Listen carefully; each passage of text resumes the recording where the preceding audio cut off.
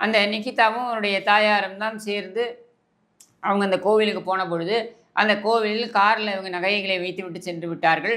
அந்த நகைகளை கார் பார்க்கிங்க்காக கொடுத்த பொழுது, அந்த 10 நிமிடம் அவர் எடுத்துவிட்டு போய் பார்க்கிங் பண்ணிட்டு வரும்பொழுது, அந்த நகைகளை காணோம் அப்படின்னு சொல்லப்பட்ட நிலையில, நிகிதா குடுத்த அந்த புகார் இருக்கு பாருங்க.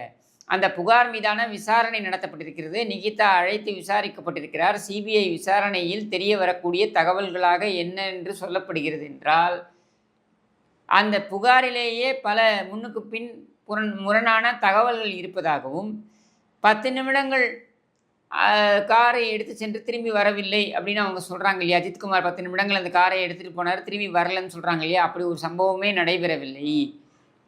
காரை நிகிதா வெளியே எடுத்து செல்கின்ற அந்த சிசிடிவி காட்சிகள் தான் இருக்கிறது. காரை இவர் வெளியே அந்த காம்பவுண்டுக்கு வெளியே எடுத்து சென்றதற்கு எந்த ஆதாரமும் இல்லை. அப்போது தன்னிடமிருந்து சாவியை பெற்றுக்கொண்டு 10 நிமிடங்கள் கழித்து தான் திரும்ப வந்து கொடுத்தார் என்று நிகிதா சொல்கின்ற அந்த குற்றச்சாட்டில் உண்மைத்தன்மை இல்லை அப்படின்ற தகவல்கள் வெளியே வருகின்றன.